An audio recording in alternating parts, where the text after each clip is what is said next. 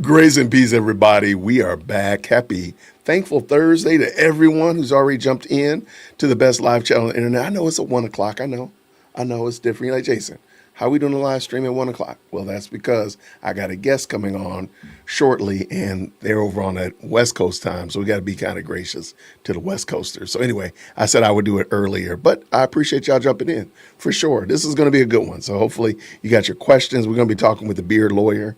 We're going to be talking about the Tyler Robinson case. We'll talk a little bit about the Macron case as well. Don't worry. A little bit about that Harpo case. We got a lot of stuff to talk about. Carmelo Anthony. There's a lot of cases going on, a lot of things happening, and that's not even the end of it. So we got a lot to talk about today. So anyway, thank you so much for jumping into the best live chat on the internet. Let me see what we got.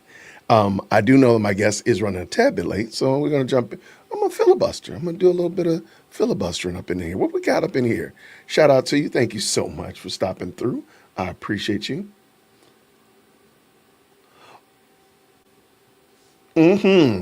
I want to say, I know it's rambling, is odorized ramblings. I got you. Shout out to you so much, Mikey. Thank you so much for following on through. Chrissy's in the building. How are you? Our moderators are in the house. Thank y'all so much for doing what y'all do. Natalie, how are you, friend? She was number one. She said, look, I'm up in here. What's going on, Jason? What's happening? Now, granted, how are you? You must have liked this video yesterday.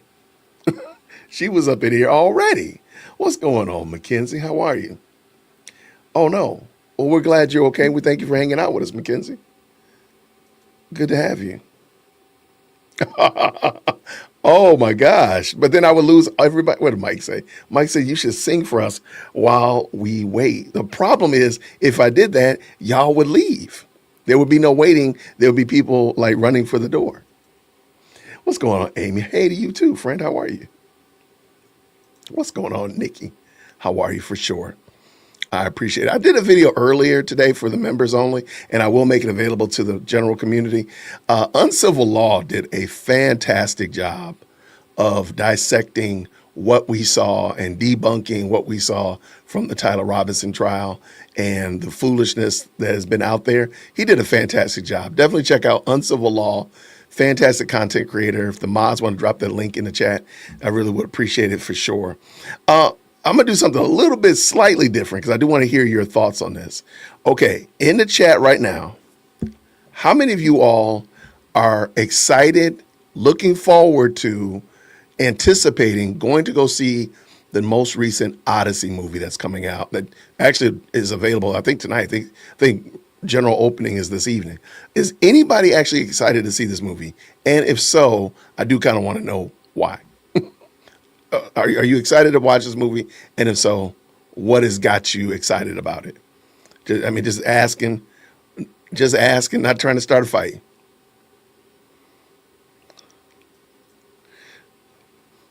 I heard it was bad. Okay. Interesting. Uncivil Law. Oh, thank you so much there, Christy. Thank you for dropping that in there. Thank you. Yeah. I want to know, like, how many of you all are excited about watching that, if at all? No thanks. What's going on, Tanya? Good to see you. Thank you so much. It looks dull and none of the casting excites me. Okay. I don't do movie theaters anymore. Really? I didn't either, but me and Chief Executive Secondborn, we did go see Masters of the Universe. I'm sorry, that movie was good. I disagree with anybody who didn't like it. It was good. But I understand people for sure. Not really. I don't pay hardly any attention to Hollywood. Okay, I can dig that. I can dig it. I'm excited for I Play Rocky. What is that? What is that? I don't know about that one. What's going on, Jim? How are you? Hello to you, sir. Okay. Right. I'm trying to tell you. Masters of the Universe, I'm sorry. Yeah, that was a good movie. Nah, I actually heard a review about that. Elliot Page is not just an ancillary character in the movie either, by the way.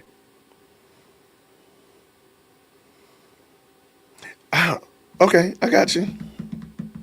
No, it's not a cameo. Wait. No, Elliot Page is not a cameo in that movie. He she is a pivotal character in the movie. It's not just a character, not just a cameo. It's a pivotal character in that movie. Hey, what's going on, Cachet? I appreciate you. What's happening? Oh, that's a great point. Supporting some Angel Theater, Angel Productions, absolutely. Oh, yes. I did like the one cameo. There was a great cameo in Masters of the Universe I thought was excellent. To me, I thought that actually helped the movie out a great deal. My daughter was like, "Why are you so geeking out, Dad?" It's not Achilles. They no, it's not Achilles. It's not Achilles. They switched Achilles for another character that's actually not in the Iliad or the Odyssey. They switched him for another character, and that character takes Achilles' place, and that character is Ellen Elliott Page. So basically, they made Ellen Page a pivotal character in the book by moving a new character into that position. It's kind of wild, but I just was wondering if anybody's really excited about this movie. I don't know. I hear people talking about it, trying to make it more than it is, in my opinion. I don't see it doesn't have it doesn't give me that epic movie vibe, if you will. When you look at like grand scale movies, Gladiator, you look at grand scale movies, Troy, all of the Lord of the Rings, you're looking at grand scale movies. It just isn't giving me grand scale movie. Like, what's the purpose of this movie? Yeah, there's a lot of people that have reviewed it, and they're going to come out. There'll be more of them tomorrow because today I think the embargo lifted this morning.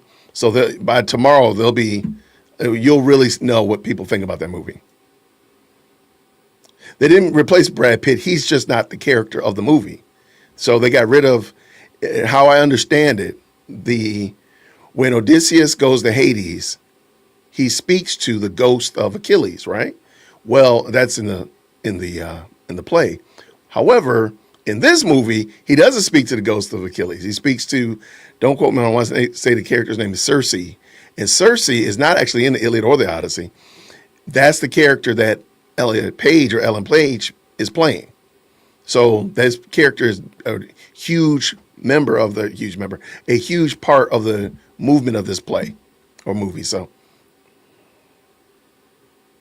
he said an AMC stub member. Wow.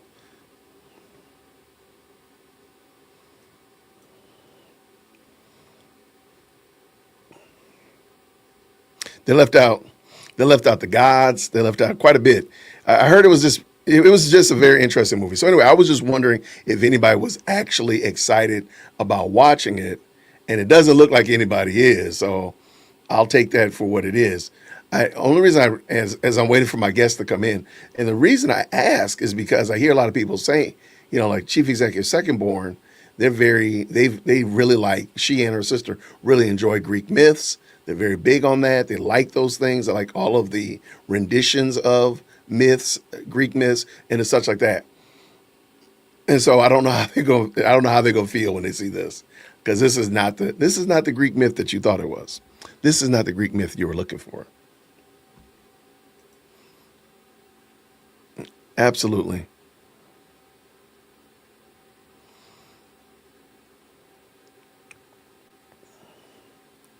So one of the things, and if you look at the standard now for Oscars, the standard for Oscars has a lot of other things added to it now. You must have diverse casts. You must have LGBT community involvement, a lot of representation. All those kind of standards are now a part of if you want to get an Oscar. A lot of people are arguing that the reason Christopher Nolan did this is to get an Oscar, which is going to be very interesting. Okay, y'all got, what is this? I Play Rock. What is this? What are y'all talking about? Hold on. I Play Rocky. It's a 2026 film. What is this? Are they remaking Rocky? Hold on. It's an Amazon. I can't play it because is this not? Wow.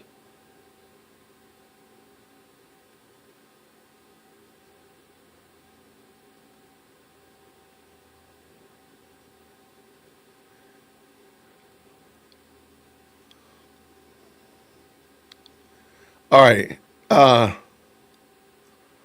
Yeah, you got me on that one. Yeah, y'all got me.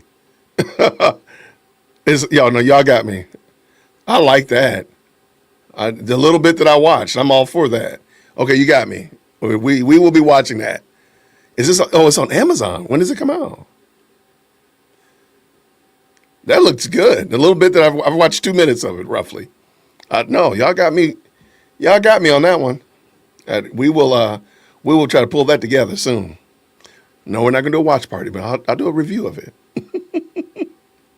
I think Play Rocky is a story of Sylvester. Yeah, that's what it is. Yeah, and how he came to star in the movie. Okay, and who's this guy that's playing him? Because he's got me. He's already won me over. Who's this guy? Here, while we're waiting, do not get in trouble, Jason. Do not get in trouble.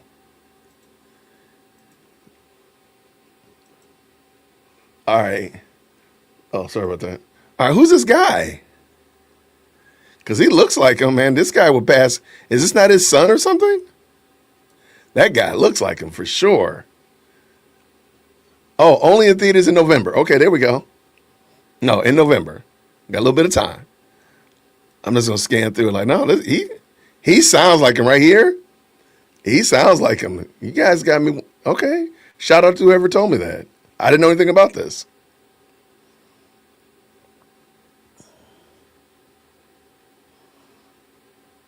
All right. Now this is I'm I'm convinced. I'm just scanning through it because I don't want to get a copyright ding. An incredible true story. Yeah. Wow. Whoa, is this Apollo? I mean, Carl Weathers? Carl Weathers. Okay. I can. This is not bad.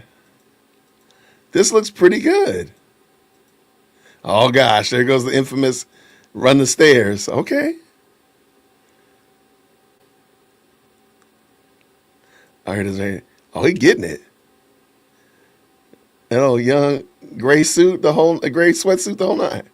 Okay, I'm not gonna play it because again, I don't want to catch Hades from Amazon. Okay, y'all might. Okay, I appreciate y'all telling me about this. This looks pretty good. I like Sylvester Stallone. I think he's a great actor. Truth be told, I'm a fan of Sly Stallone. So okay, I can. Y'all got me. Y'all won your boy over. Y'all got me. I absolutely no. I'm looking forward to that one. I'm also looking forward to my guest. Let me check my email real quick. Let me just real quick make a fix here.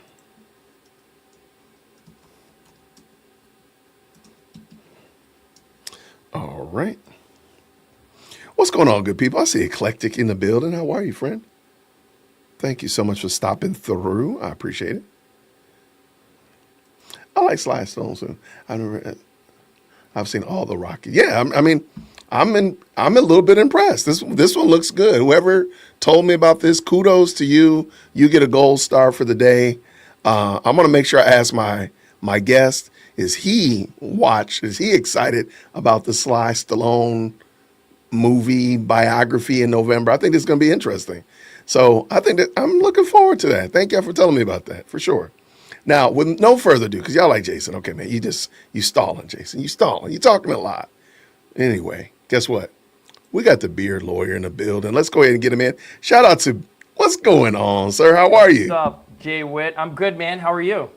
Quite well, thank you. Quite well.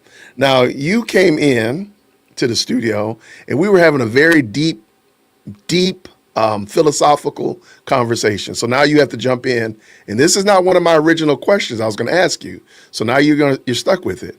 Are All you right. excited about this movie about Sylvester Stallone?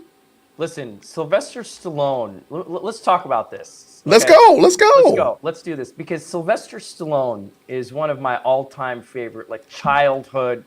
This guy, what hasn't he done? Homeboy was homeless, as the story goes.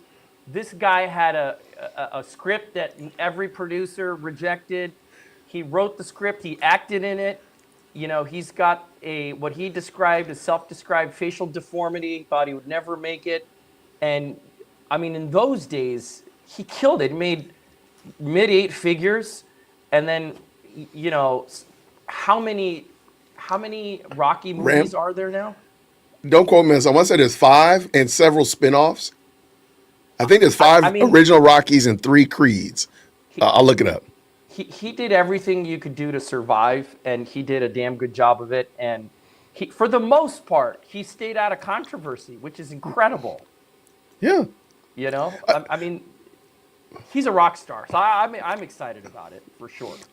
I didn't know anything about it until literally just maybe like 8 minutes ago. People were. I asked my audience, were they excited to see the Odyssey? Yeah. And I'm not excited about it. But Chief Executive Secondborn and President Firstborn, they want to see the Odyssey. I'm like, this is not the Odyssey you're expecting, kiddos.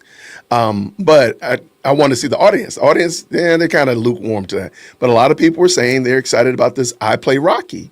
I'm like, what is this? What is it? What are you talking about? I pulled it up and I watched like a few seconds of it. I'm like, oh, this sounds good. I don't know who the guy is that playing him, but Yeah. my goodness, you got to watch it because you're a Stallone fan. You're going to be like, wait, hold on. Wait. The guy sounds just like him. I'm a huge Stallone fan, and I don't know. I don't know anything about this actor. I think Stallone should play Stallone. Maybe he'll make a guest appearance in the movie. But yeah, You know what? Okay, watch it and then call me back and let me know, do you think he needs to be in it? I don't think he needs to. When you hear this guy talk, you're going to be like, oh, Stallone is in the building. okay, all right. I really wish I could play it, but I don't want to get a copyright ding.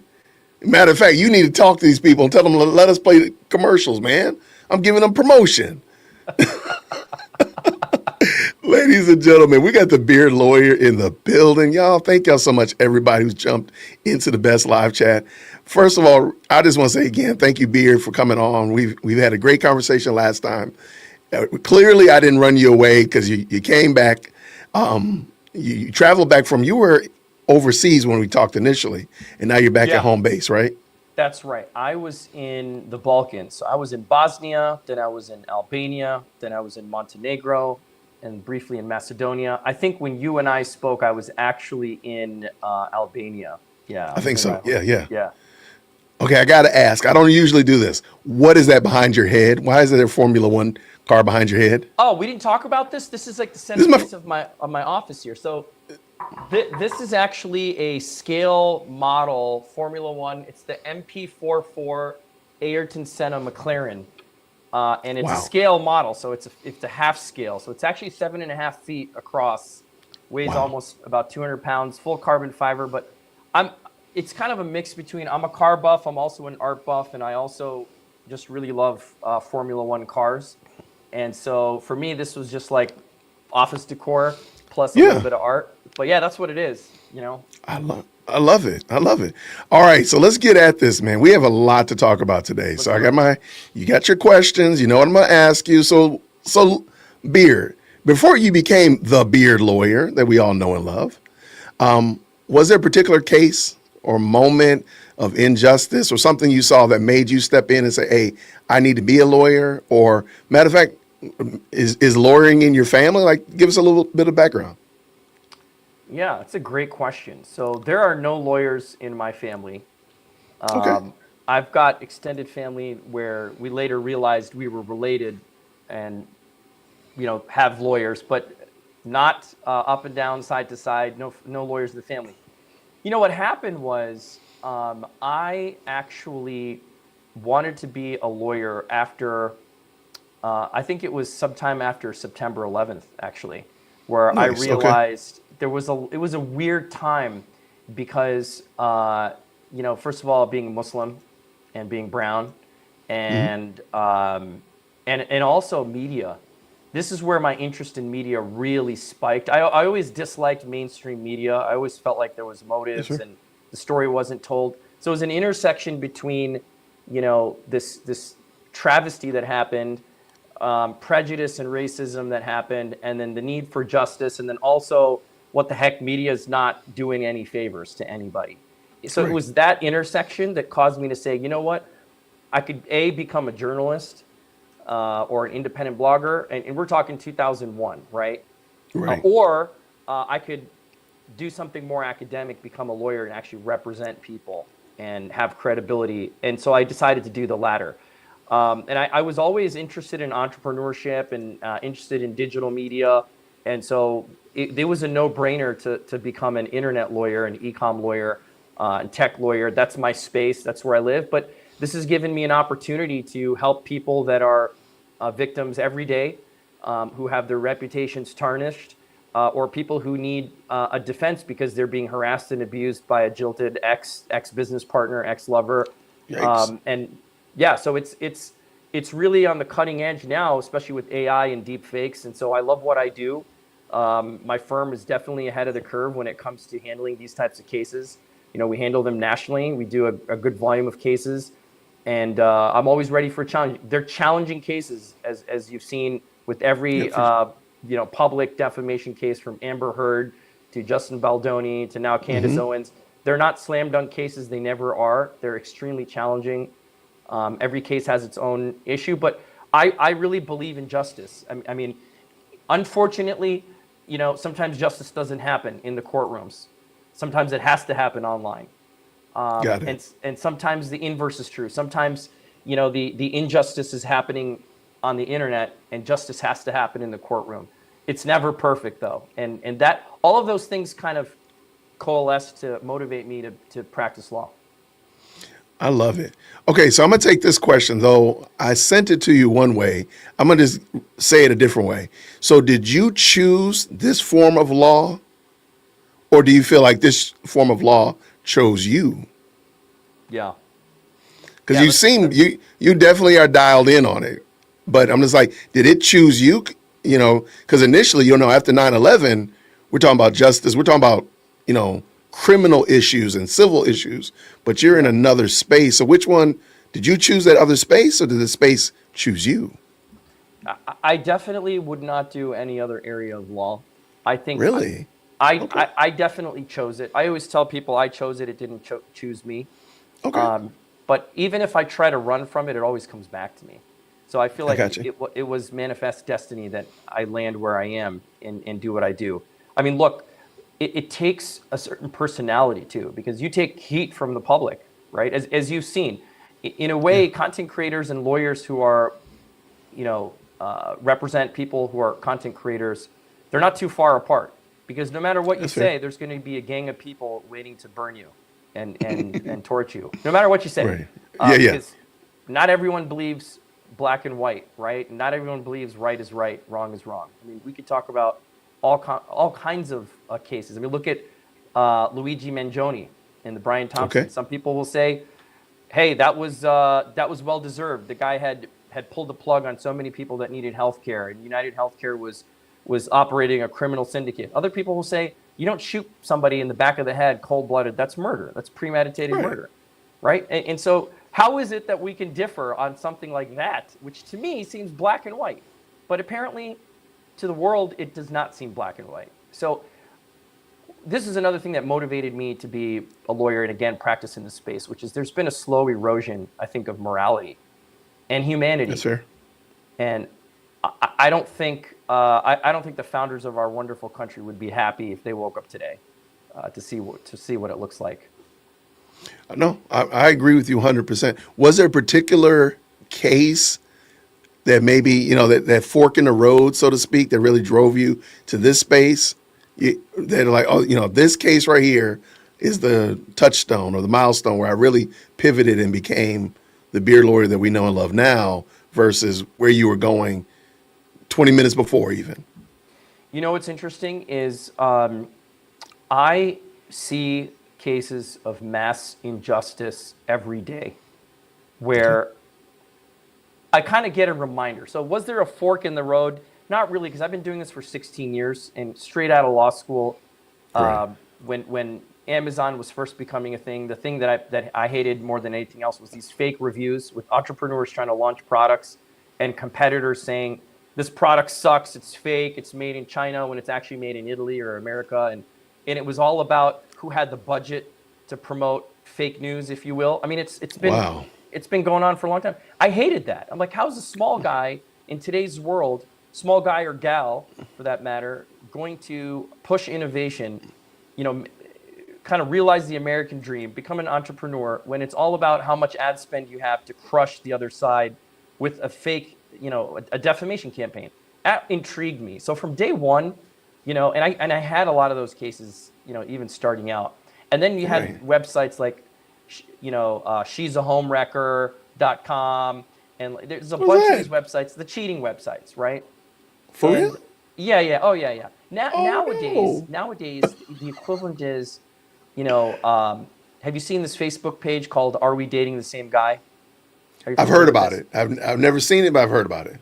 Yeah. So look, if you get posted in a page like that, and I think it goes by like city by city, you may never know for years until somebody that you're in a relationship with says, by the way, did you know you're on the site? Because it's an invite only. Same with the T app. So now there's these closed groups where injustice can happen. You can't even you may not even know about it. It can go on for years, and then you come out and like, what the heck? This is completely false. It's completely made up. And those are the people who call me now.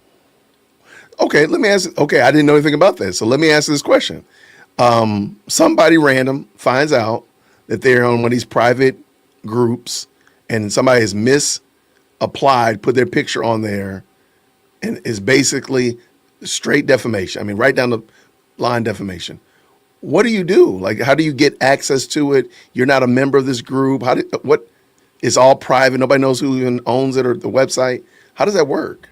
So there's a couple of ways that this can work, and how it works depends on if we know, first of all, who the person that's posting this content is. Okay. So many of the times in these forums, it's anonymous, right? You got a username, Snake47, right? And Snake47 is talking about Jay-Wit in a fictitious Shout out to Snake47. Say what? I said shout out to Snake47. Shout out to Snake47 for now, until Snake47 gets hit with the defamation lawsuit. Come on. By yours truly. But no, so what happens is, typically, there's even the process of finding out. So let's just assume that you're in a relationship and the person you're in a relationship says, hey, Jay, did you see this post? And sends you a screenshot. Because remember, you can't access the link. So it's only a screenshot. You see it like, this is absolutely false. And who's this Snake47, right? Like, who is this guy or gal? And the person you're in a relationship says, you know what? Let me do a deep dive and find out. I'm in the forum. And they start asking questions, pretending to be a neutral. That's usually how it happens. Now, once they collect the data, meaning screenshots, and ask some questions to try to identify who it is, they send it to you. You call Beard Lawyer. You say, Beard Lawyer, I heard you're the man for this kind of job. I'm sending up the bat signal. I'm sending up the bat signal for the beard signal. Okay. First step in that process is you got to throw down some money to talk to me. Let's assume that's happened. I do my analysis. And I say, look, I ask you if this is true. What proof do you have? And I identify it. Either Snake47 is making up lies, or it's true. If you were mean to somebody on a first date and that person didn't get good vibes, that's probably not defamatory. But if somebody accuses you of assault or SA, wow, that's kind of right? crazy. Which again, a lot of people in these forums say stuff like that about innocent guys, and unfortunately, it lands in my lap. So what do you do? Well, I evaluate it and I say, okay, well, our process would be, can we file a John Doe or Jane Doe lawsuit? An anonymous person. So it would be Jay-Wit versus John Doe or Jane Doe. Figure out the proper jurisdiction to file in. Make sure our analysis shows that we can pass First Amendment scrutiny, right? Meaning, is this protected speech or not? And there's different tests. In California, it's Krinsky. In Arizona, it's Moblisa. And most jurisdictions have some sort of test to determine if this is protected speech. Because remember, Jay, you have a right to speak anonymously online. You do. Okay. If you were just a face with a mask and you had a, sort of an anonymous account and you were talking about people like Candace and Brian Harpole, and you would be entitled to the First Amendment would protect that. Okay. That's so fair. the dance we have to do now is we have to show a judge that, Your Honor, this is not protected speech and my client's been harmed. And then we issue a subpoena. So we file a lawsuit against an anonymous person. We issue a subpoena to the platform. So in the event that this is Facebook, we're asking Facebook for the information relating to that user account, right? Snake 47. Snake 47, you're going down. You're going down. And look, sometimes Meta's lawyers are great. Let's just face it. Their job is to protect their client. And we end up going to battle. We end up throwing hooks and uppercuts at each other until ultimately we land on, okay, Rais might be right on this. And sometimes I'm not right. But usually I pick my cases wisely and I'm able to show that this is a case where the identity should be revealed. So what they'll do is they'll give me a tranche. They'll produce electronic evidence, okay? So now, Jay, you're getting a call from me. Actually, you'll get an email. It says, Jay, Okay. here's the data that we got, okay? It's this email, it's this phone number, it's this IP address. Do you recognize any of it? And you're going to type that into your phone, the number, and you're going to say, hey, Beard lawyer, this is actually a gal that I went on a date with once 3 months ago. Here's her number. And boom, we've got her perp, right? So that's best case scenario, Jay. That's best case scenario. It doesn't always shake down like that. Unfortunately, there are times where we go through that process, and even after we fight Meta and we get the data, we can't identify who it is. So it's not always a slam dunk, but that's how we deal with those cases. We do a lot of these cases, by the way. Right. Wow. Okay, so this is very interesting because I've always wondered, like, what would happen if somebody, made up a site, just start putting people's names on there, their pictures, their identifiers, and they're just making it up. They're just outright lying. And I don't know you from a can of paint. Beard has never met you. Nobody knows you, and you're just putting that out there. And so, okay, I think I better understand it.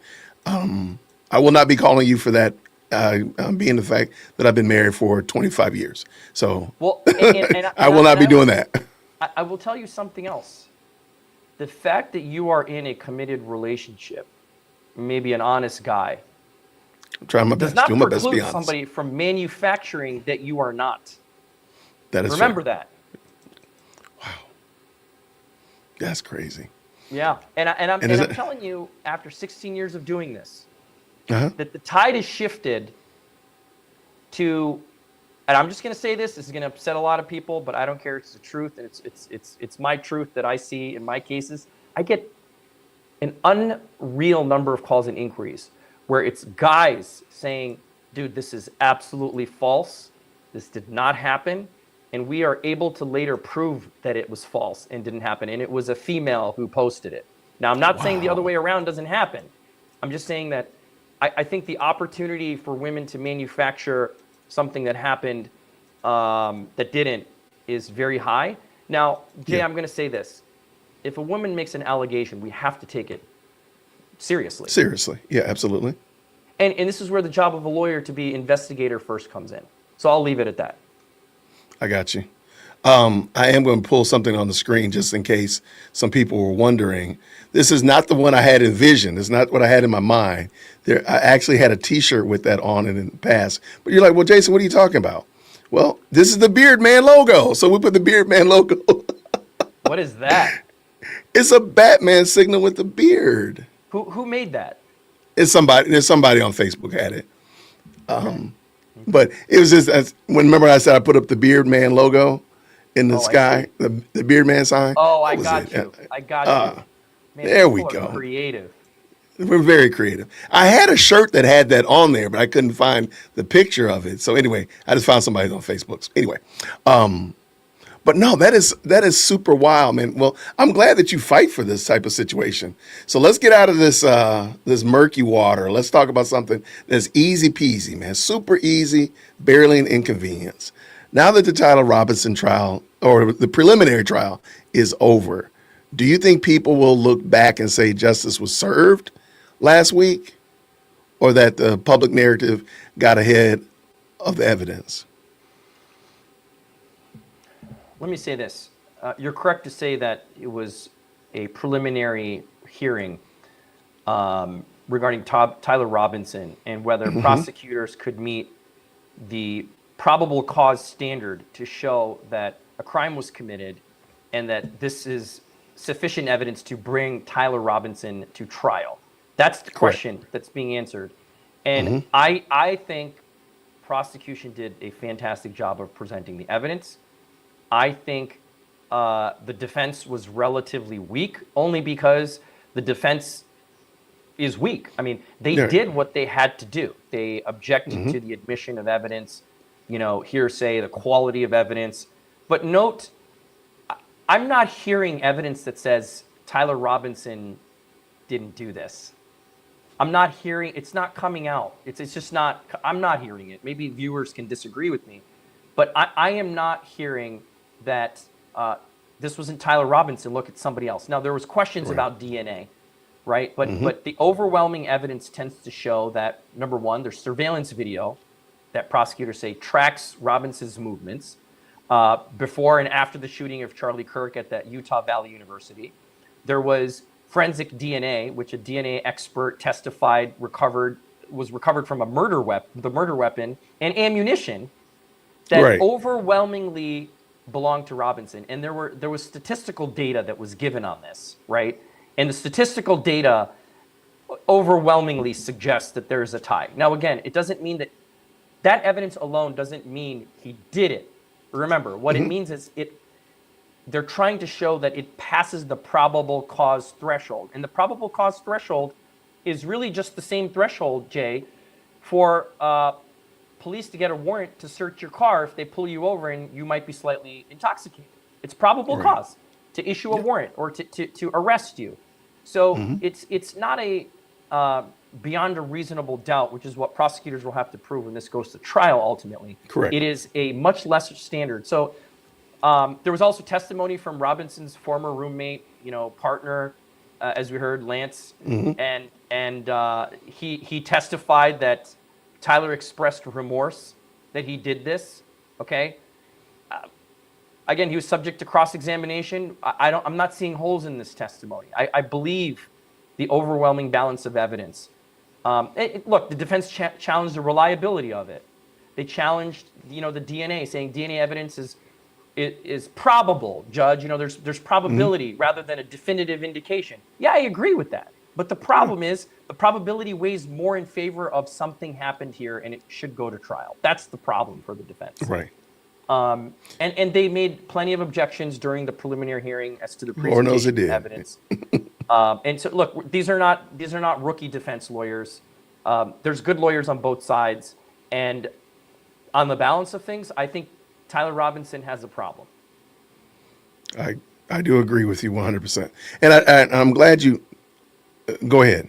Oh, I was just going to say your question was also public narrative. I mean, look, public narrative always has the potential to taint, the way evidence is viewed. But the nice thing about this is Judge Graff is the one who's calling the shots. It's not a jury. Correct. And Judge Graff is a good judge. I mean, he's listening. He seemed like a top shelf, yeah. I like Judge Graff. I like his rulings. I like the way he's very careful. He's really trying not to let any prejudice. You saw his face and his reactions when he's watching video. I mean, he's a human just as much as any one of us. But he's looking to see is a standard met. And finally, Jay, an important date everyone should mark down on their calendar. September 1st is when final arguments are going to be made before Judge Graff, Tony Graff.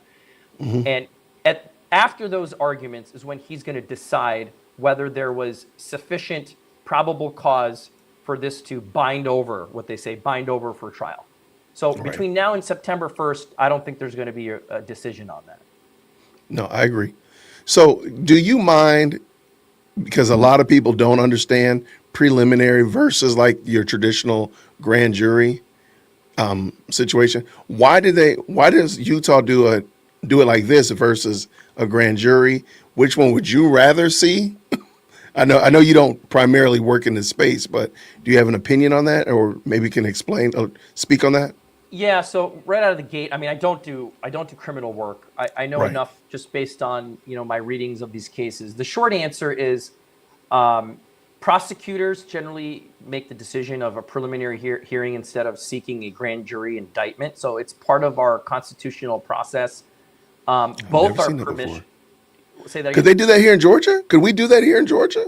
I'm not. I'm I've not never sure. heard of It that can before. vary. Yeah, it can vary by state. Okay, so it's a function Really? of state law. Okay. In Utah, both mechanisms are available for charging. Hmm. Prosecutors make the decision. Um, a grand jury is a secret proceeding. We don't. Correct. It's not. We don't hear it. It's not televised. Preliminary hearings, as we saw, can be televised in open court. A grand jury, as the term implies, make the decision. In a preliminary hearing, a judge makes a decision on probable cause. Grand jury, generally, the defense doesn't participate. I don't know if you knew that. Point. There's Yeah. Now that I did know. Yeah, and preliminary hearing is the defense participates. So there's pros and cons, and it's the system was designed to be balanced, because if there's a preliminary hearing and the attorney says, look, there's some complicated issues and I don't want people to inject their biases. Maybe it's intensely a race issue, or in this case, a highly politically charged issue, okay, with lots of conspiracy theories. I think it was the right call to have the judge do it. And the caveat, the counterbalance to that is, well, if you're going to have a judge decide, then defense gets to put their show on as well. And that's designed to be the offset. That's designed to be the push and pull between, well, if you're going to have, not people, rather lay people, but a judge decide this, then the defense is going to have an opportunity to poke holes. And so it's a function of state law, and that's how it played out. Interesting. Okay. No, I appreciate it. Thank you for your insight. All right, let's shift to another trial, another case. Super easy, barely an inconvenience. With the legal standpoint of Mr. Brian Harpole actually have to prove, from a legal standpoint, what does Mr. Harpole, Brian Harpole, actually have to prove to win his case against Candace? And what are the biggest hurdles that you see standing in his way? This is a classic, straightforward case of defamation. I mean, there's other claims. So this would be in your house. This would be in your wheelhouse. This is my wheelhouse. This is my Okay. playground. All right. And so the elements, there's a few elements, right, for defamation. Brian has to prove that Candace made statements about him that were factual. So we're not capturing statements that are opinion. It's Right. false statements of fact, okay? That those statements were about him, that they were not subjective statements that could have been identifying any random Joe, that they were definitely about Brian, okay? Mm-hmm. Number 3, that they were published to third parties. So in other words, it wasn't Candace talking to Brian and Brian talking to Candace. Some Right. other third party received it. That's obviously a no-brainer because slam this is on a dunk, right. podcast, okay?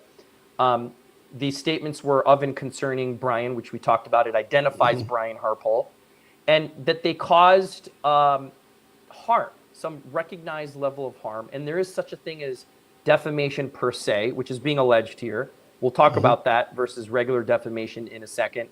And then Brian would have to prove that Candace acted with the requisite degree of fault, which if it's a private person, if Brian, the plaintiff, is a private person by law, the standard is negligence. He only has to show that Candace Owens made the statements with negligence.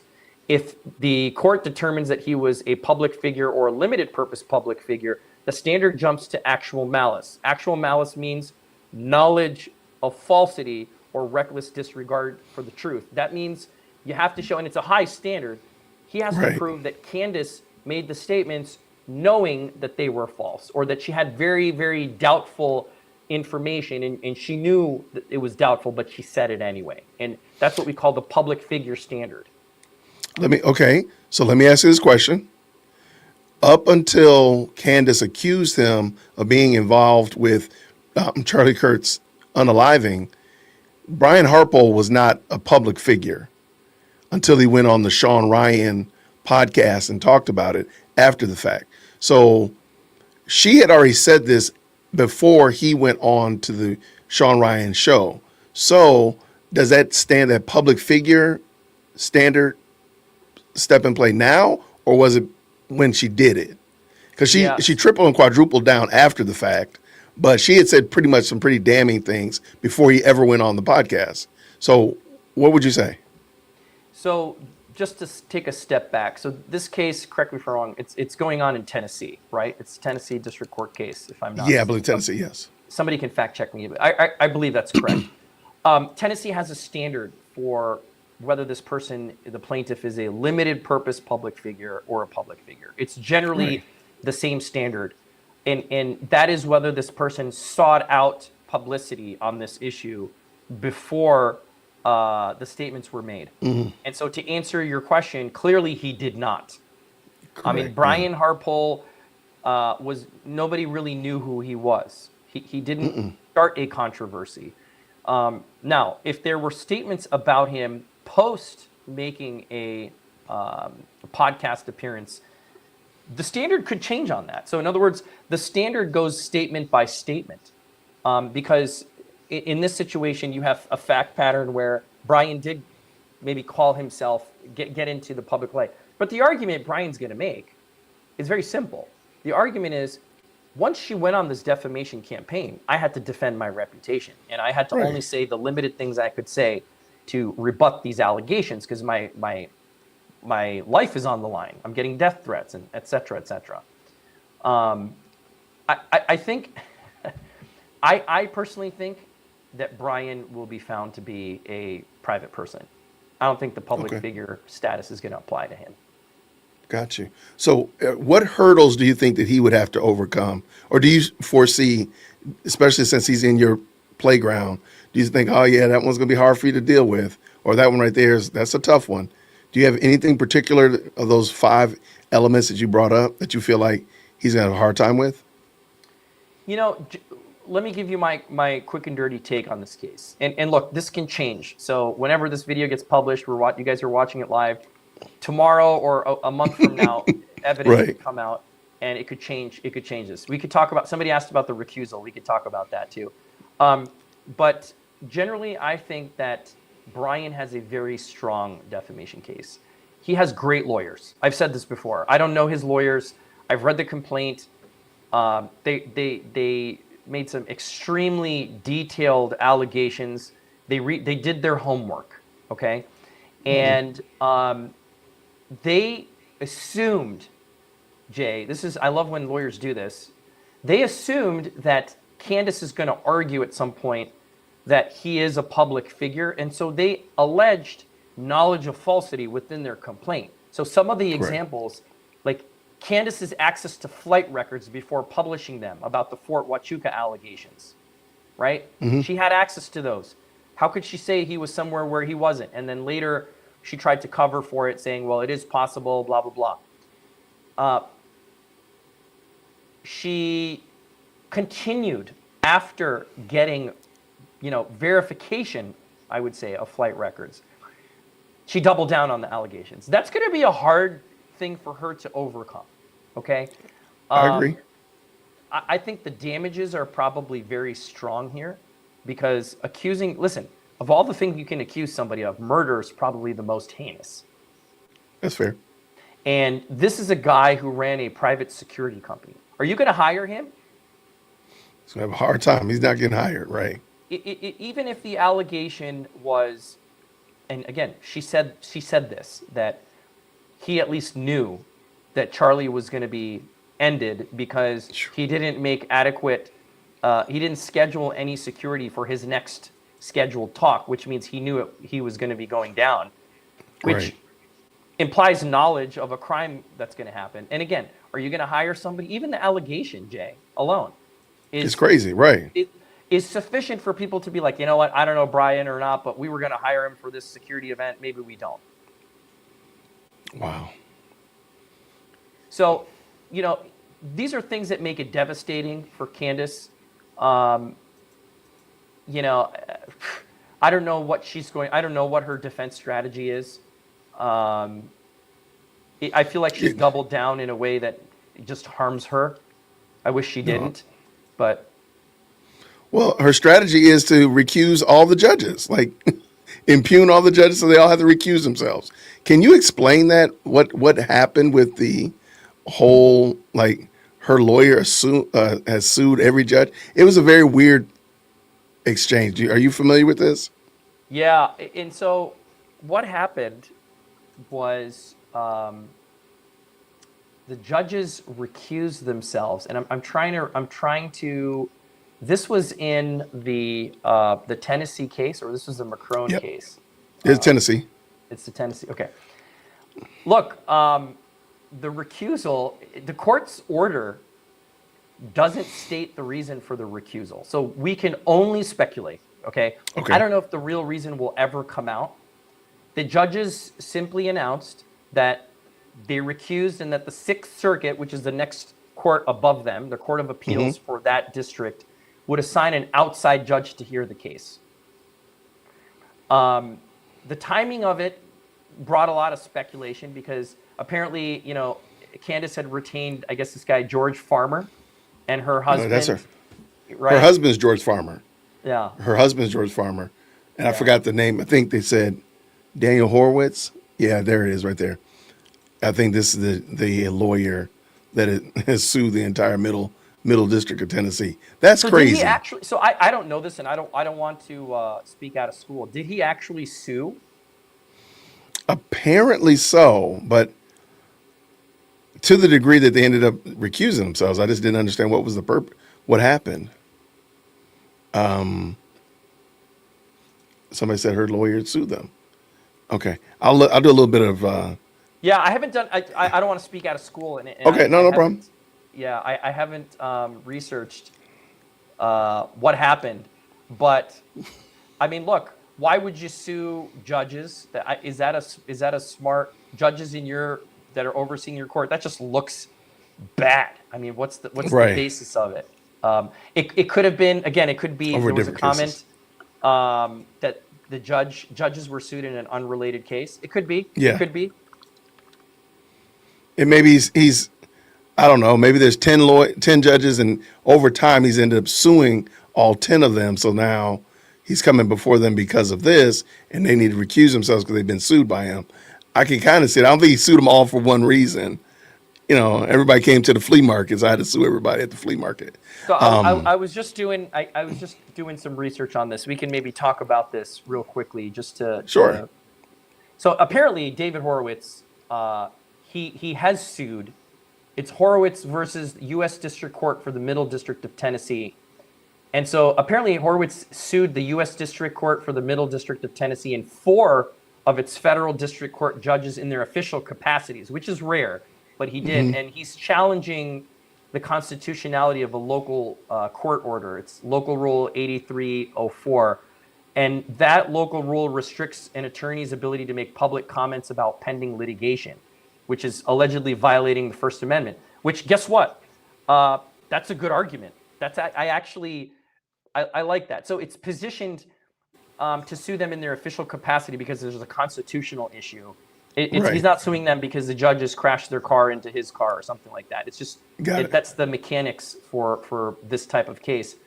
So it's not a lawsuit for personal damages. So for people who are speculating, so that's probably why the recusal. I mean, it makes sense, doesn't it? That Okay.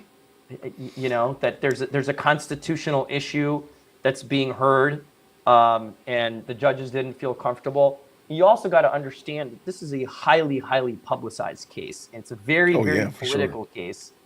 And federal court judges are appointed for life terms, and they don't want their future to be tainted by an allegation that they went a certain way, they made a certain order or decision based on the fact that the constitutionality of something was getting challenged by this lawyer. That could be why they said, better thing to do is to recuse ourselves and let the Sixth Circuit appoint new judges. That makes sense. Okay. All right. I can rock with it. All right. Where do you think that one's going to go? Where do you think the Harpo case versus Owens, where do you see that one going? Look, I think, I definitely think in discovery that Harpo's lawyers, when Candace gets deposed, if she gets deposed, she's going to have a hard time discussing the facts about the flights, the facts that she had in her hands at the time, the Fort Huachuca allegations. Okay, the fact that she should have known, and she likely had facts that controverted her allegations that Brian Harpole made a hit on Charlie Kirk. I think it's a tough case for the defense. And what's even more difficult is she, after the lawsuit, she didn't stop talking about it. No, she didn't. And so plaintiffs are going to argue that we have knowledge of falsity and reckless disregard for the truth. We tried to set the record straight. We gave her facts, and she doubled down on it instead. And that shows motive. It shows reckless disregard for the truth. And, you know, it shows that she's doing this to gain a following, to make money and cash in. And no lawyer wants to be on the receiving end of those kinds of allegations. Right. No, I agree with you 100%. I like that. Okay, I do want to jump back to the Tyler Robinson case. For a quick moment, I want to ask you a question. Well, rather, Jim wanted to ask you a question. I do have a question. With Lance's testimony, could they go for premeditated murder for Tyler? That's a great question. So I'm assuming the testimony that's being asked about is when Lance testified that Right. Tyler Robinson apologized. You know, he talked about that he didn't like, you know, the LGBTQ angles, right? And that Charlie Kirk was talking about, and that he felt kind of personally vindicated almost by killing him. And the answer is yes. I mean, I think so. I think there's about 7 charges against Tyler right now. And I mean, just proving the first one alone would be a life sentence, mandatory. And it could be eligible for capital, right? Like it could be a death sentence. Aggravated murder is what it's called in Utah. Aggravated murder, capital felony. So yeah, it's possible. I mean, just on the existing charge, death penalty is eligible. So, okay, let me ask you this question. I know you're not necessarily your wheelhouse, but what could get the death penalty off the table for Tyler Robinson? Is there any world where, okay, yeah, if this happened, they could take the death penalty off? Or do you feel like, no, they got him over a barrel and they're going to go for everything? What? Geez, that's a hard one.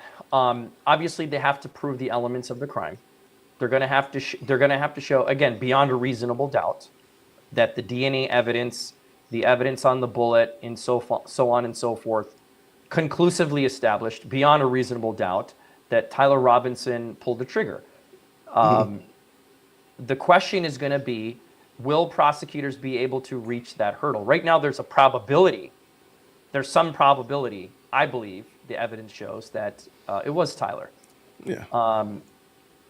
I think the defense, see, here's the problem. We don't know all the evidence yet. Correct. We've seen a snippet. We've also only seen a snippet of how the prosecution is going to play their cards, and we've only seen a snippet of how the defense is going to play their cards. Okay, so let me ask you this way. Is there a world where Tyler Robinson, on September 1st, Tyler Robinson walks in there and says, hey, I did it, and this is exactly what I did, and fesses up, spills all the beans, whatever. Is that possible? And what has happened between now and that day to bring them to that place? So you're asking, can Tyler's lawyers get a plea, basically? Yeah, just like, look, I did it. I mean, they got enough evidence, because I agree with you. We saw some pretty hefty evidence, but we do realize that's not all the evidence. And so because there's more evidence, we know there's at least a tractor trailer worth of more evidence backing up. He just says, you know what? I did it. And this is what happened, and fesses up and cops a plea. What brought him to that place of copping a plea? Is there even possible? So my understanding of how this case would proceed in Utah is, and I might be off on this, but yes, he can, even ahead of the September 1 hearing, tell his lawyers, you know what, I'm going to own this. I don't want to die. I don't want to get shot. Irony, and right, crazy work. Right, and I'll take 50 years with with parole and with good behavior being a consideration for early release. They can start that conversation now. Gotcha. They can do it before September 1st. I don't think it will happen on September 1st because the defense is going to basically argue that there's no probable cause. So I think Of everyone course, will yeah. dig their heels in on that day.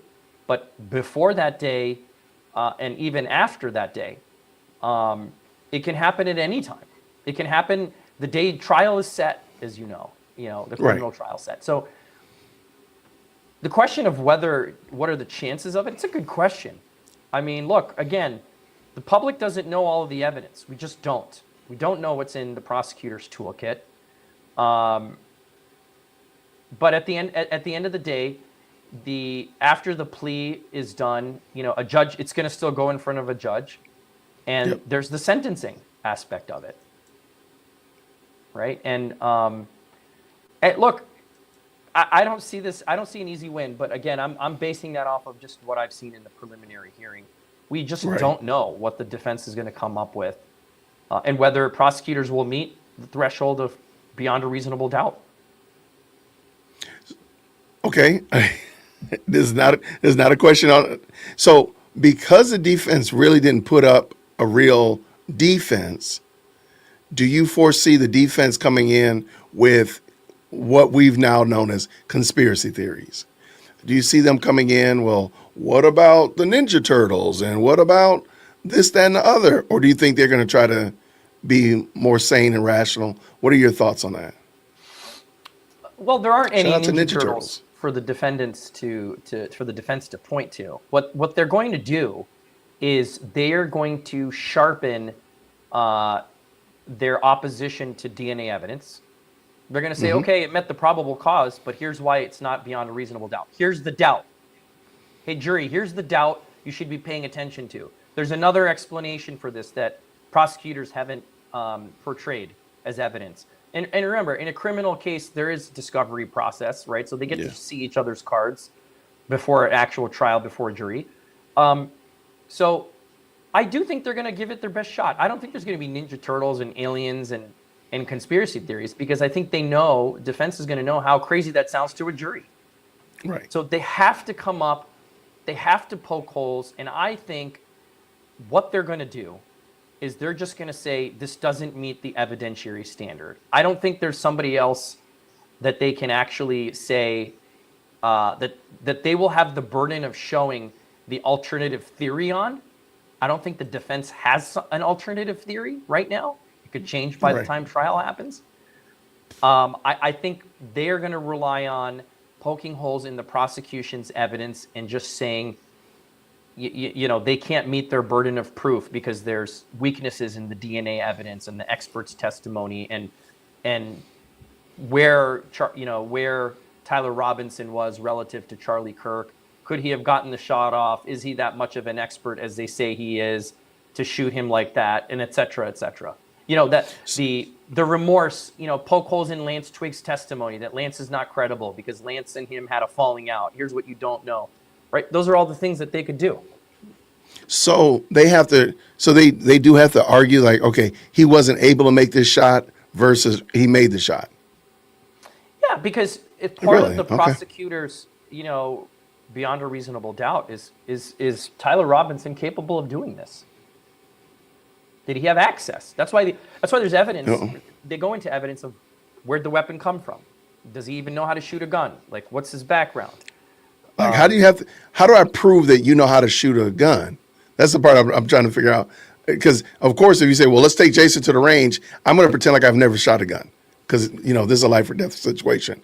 But how do you know that, like, how do they know that he has a skill set to shoot a gun? Well, there could be a history that we are aware of or not aware of. I don't know to what extent any of this came out at the preliminary hearing. I didn't watch every minute of it. But prior firearms experience, training, hunting experience, law enforcement experience, hobby, social media, testimony from friends. We used to go shooting once in a while. Did he own any firearms? All of those things would come in. Yeah. Okay. Interesting. All right. There is another question. and I thought it was pretty interesting. And I've seen this in several cases where they dispute the DNA, they dispute ballistics, cell phone data. My goodness, in the morning, they love to tear apart cell phone data. The problem is, doesn't that hurt them later on in future? Like if you and I are both lawyers and we're arguing in a case together, and you're the prosecutor, I'm the defense, and you're really just ripping into this ballistics, DNA, cell phone data. Won't that hurt you later on next time you need it?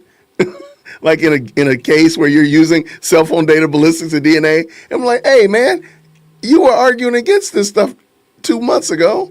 Doesn't it hurt them? What's interesting is, first of all, the judges are the gatekeepers about whether certain defenses and exculpatory evidence, to what degree it comes in. So just because an attorney argued in a different direction in a separate case doesn't mean that comes in. Now, the expert himself or herself who's testifying, Right.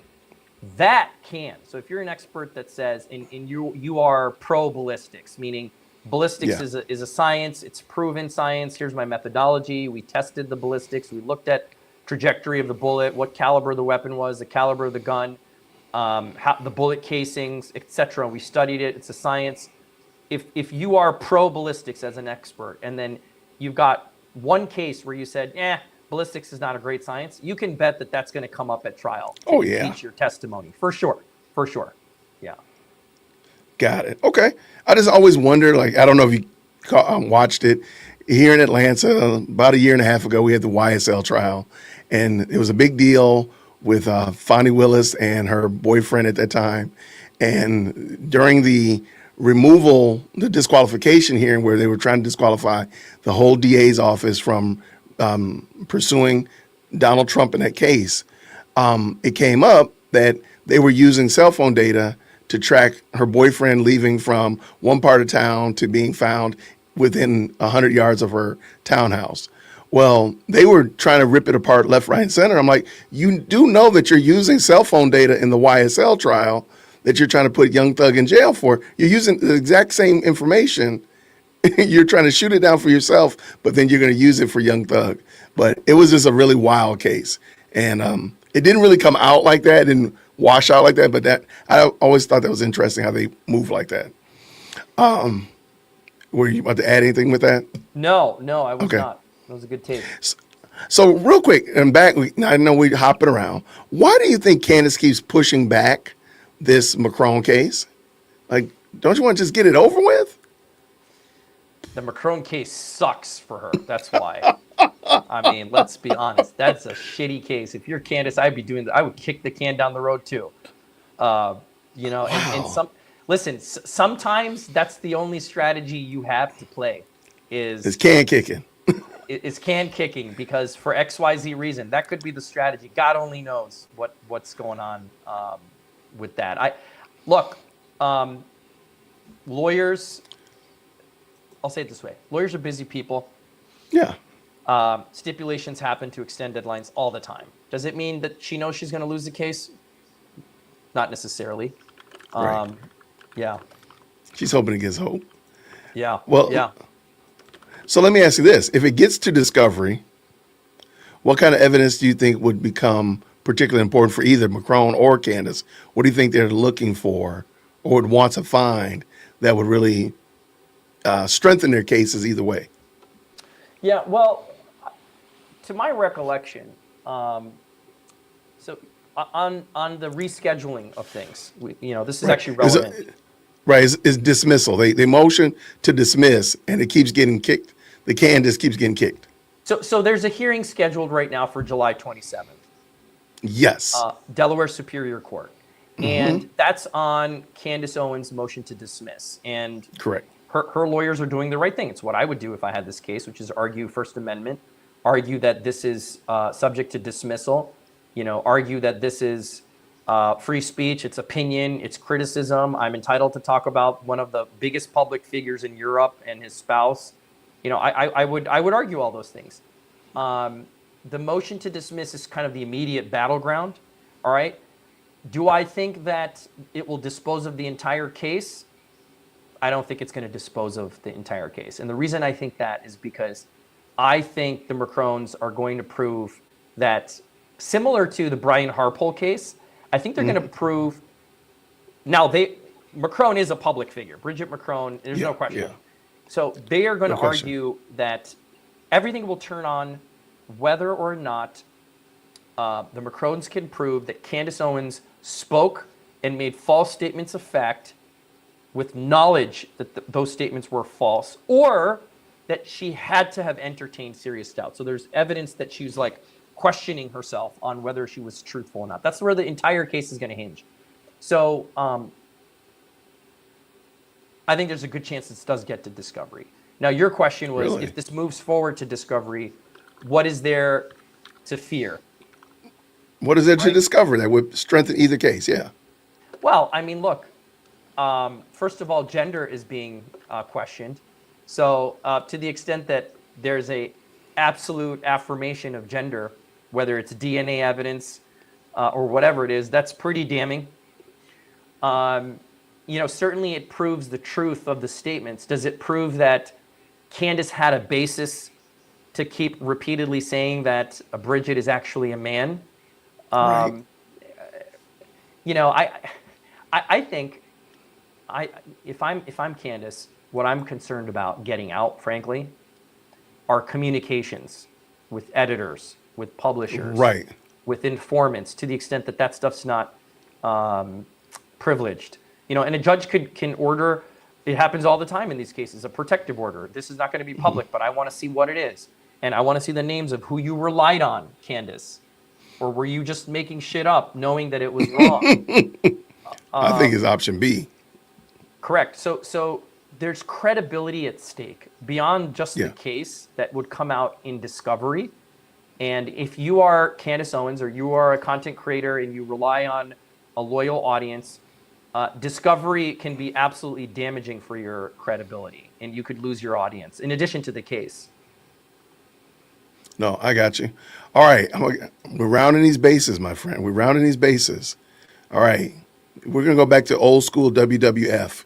Remember when they used to pit two wrestlers against one another?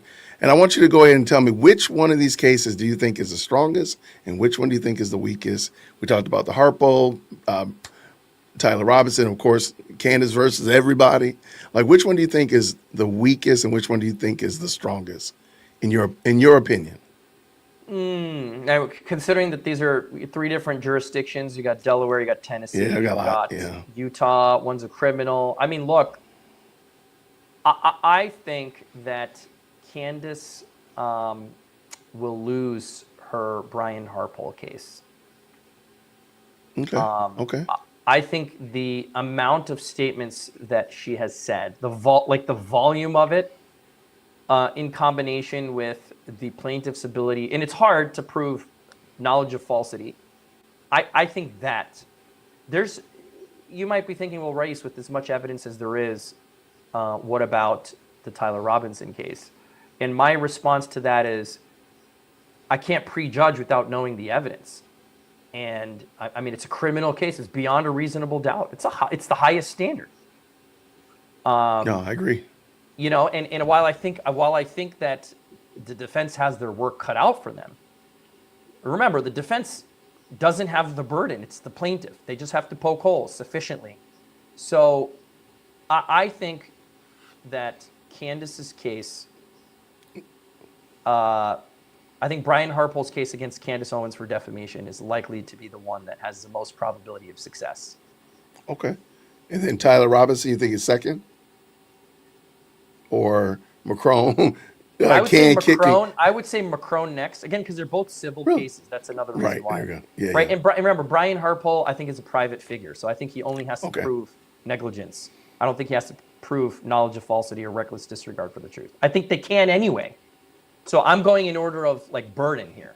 No, I got you. Totally got you. Yeah. Harpole, Macron's, Tyler Robinson. Bingo. I can dig that. I can work with that. Yep. Now, man, you know what, Reese? I don't like when I bring you on. I don't know if it's your beard, I don't know if it's your swag, your aura, but all these great questions start coming in, and I'm trying to round these bases, man. And two great questions came in. Can the Macrones file? Can they? I'm start again. Can the Macrones file a separate lawsuit against Candace, alleging that they were behind an assassination plot against her? I know you heard this one, right? Where she said the French put out an assassination hit on her late last year. Can they sue her for that? They can certainly amend their complaint for any new statements that they believe are defamatory. When I would argue that this one is. This was crazy, yeah. Yeah, so they can absolutely amend, and perhaps they should. I love it. Okay, now, because you are a defamation guy, have you ever run into defamation on this here platform, the YouTube platform? And because I got a great question from Chriselle. She says this: how is Candace Owens able to ridicule and be racist towards Jews and not get censored on YouTube? How can she defame others too on YouTube and get away with it? Thank you so much for the 5, Chriselle. What do you think about that? Do you have any opinions on that? How is she able to move on YouTube and other social platforms like she does? So let me say this. Content creators have significant leeway to publish statements and opinions and hate on all groups. It's part of the fabric of being American, whether people like it or not. What that means is you can say racist things. You can say hateful things. You can say prejudicial things. You can spew nonsense. You can do it, unfortunately or fortunately. That's part of what the First Amendment protects. What you can't do is spread false statements of fact. That's where we draw the line. That's where defamation. Can you help me with that then? Okay, help me with the false statement of fact.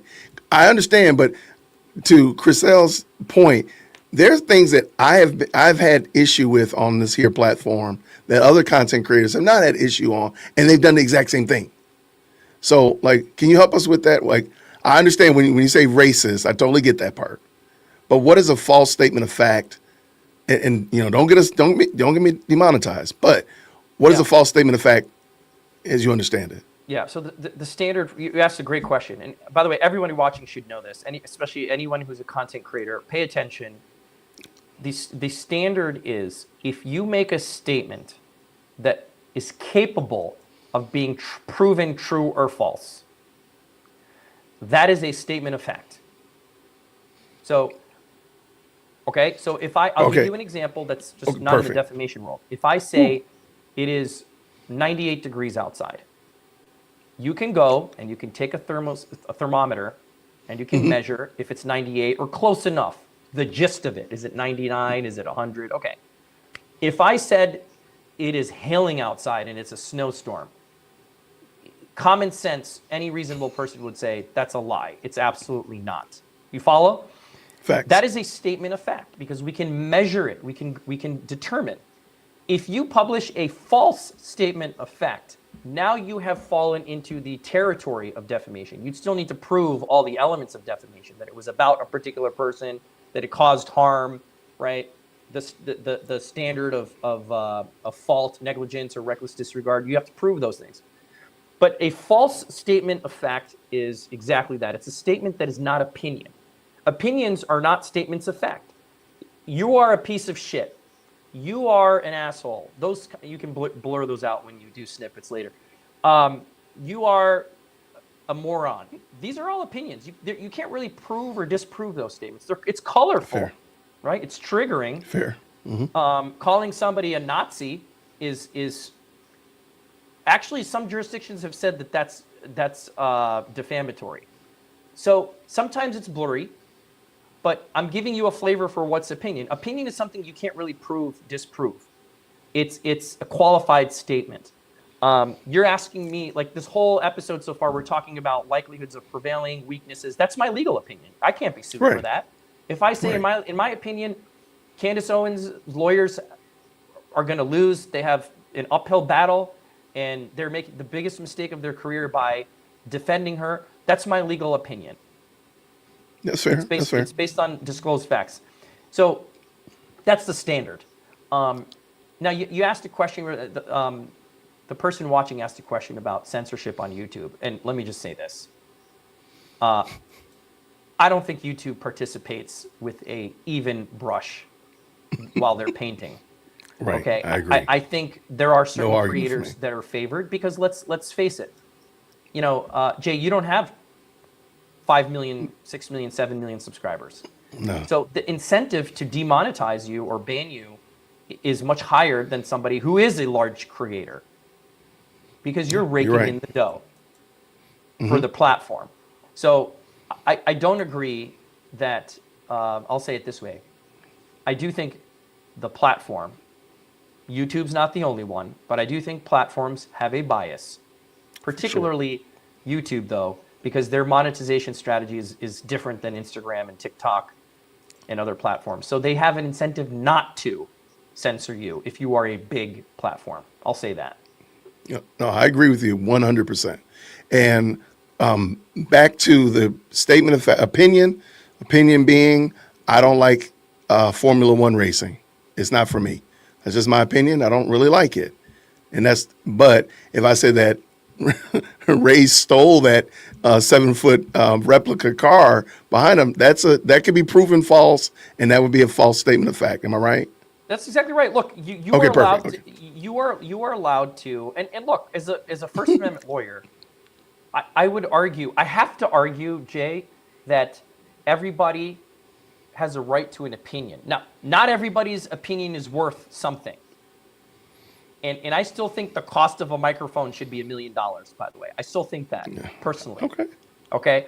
Because there's just some trash, like so much content is trash on YouTube, TikTok, and Instagram.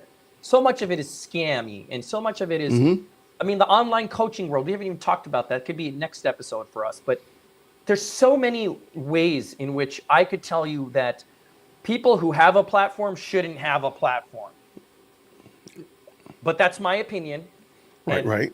fortunately or unfortunately, the First Amendment protects your right to have an opinion on very, very controversial and politically charged issues. Candace Owens gets that right. Joe Rogan gets that right. Tucker Carlson gets that right. The list goes on. Got it. I can dig it. I can dig it. All right, Race, guess what? I'm going to let you get out of here. What I really appreciate this, man. This was a lot of fun. Oh, man, here it comes. But can Brian sue for more money? Why did he sue so low? Thank you so much for that with the two. I don't know. That's a good question. Like, What's too low? I don't know. Maybe this one, I don't know. I have no idea. How much did he sue for? I was not prepared for that question. Man, you can't be coming up here with these questions like this. You got to give me a heads up. Let's see. I could probably get you an answer. I'm going to pull up the complaint here in a minute. But, generally speaking, many jurisdictions like Arizona, for example, you don't have to plead. You don't even have to plead a specific dollar amount. What I think people are confusing is the $75,000 is because this case was filed in federal court. It's to meet the threshold of jurisdiction. It's based on diversity. It's based on diversity, which means that the parties are domiciled they exist in different states, and our controversy is over 75,000, and therefore we can be in federal court because there's no federal question. That's the other way to get into federal court is to have a federal question. He could later on be, he wins, Brian Harper wins, Candace Owens is hit with a $5 million judgment. 5 million, 10 million, 100 million, 100%. That's just a jurisdictional burden that was alleged. The jurisdictional burden. Okay. Correct. And we'll only know this through discovery, and we may not even know an ultimate ask until trial. Right. No, I got you. Race, thank you so much, man. This was super cool. All right, so you already chummed the waters now. We got to come back and talk about online coaching. Let's do it. And for people that are interested, as you know, Beard Lawyer, that's my handle pretty much everywhere on YouTube, Instagram, TikTok. And I appreciate your support, but I talk about a lot of this stuff on my other channel. So, give me a follow or a like and come check me out. The moderators have been dropping your link in the chat, but we'll make sure they drop them all in there. And I'll put them in the description of this video as well to make sure everybody knows where to find you in the description of this. If you don't mind, I'm going to drop you back. I'm going to go ahead and close this out. I do want to follow back up with you at the end if that's okay. Of course. All right. Thank you so much, Race. Thank you again. Y'all, that was a lot of fun. I'm glad the Beard Lawyer was able to come through. Thank y'all so much for the great questions, by the way. And I'm hoping that you will go check his channel out, follow him on the TikTok and all the other social medias and such like that, and give him some support because he's an excellent content creator, very talented, and was definitely willing to give us some time. So we got to give him respect and love for that. But again, thank y'all so much for tapping in with us today. I'm going to see you all later on. Today is Thursday. I'm going to go take Chief Executive Secondborn out and hang out with her before she goes to work. So everybody, thank you so much. I'm looking forward to seeing you again real soon. Grace and peace. Thank you so much for tuning in to another episode of the Jay Whitt Podcast. If you enjoyed today's show, please do me a favor and hit me up with that 3-piece special. Like the video, subscribe, and of course, share it with somebody who would also enjoy this type of content. And make sure you leave a comment because I do pin the best comments to the top. So thank you so much for tuning in today. And until next time, everybody, grace and peace.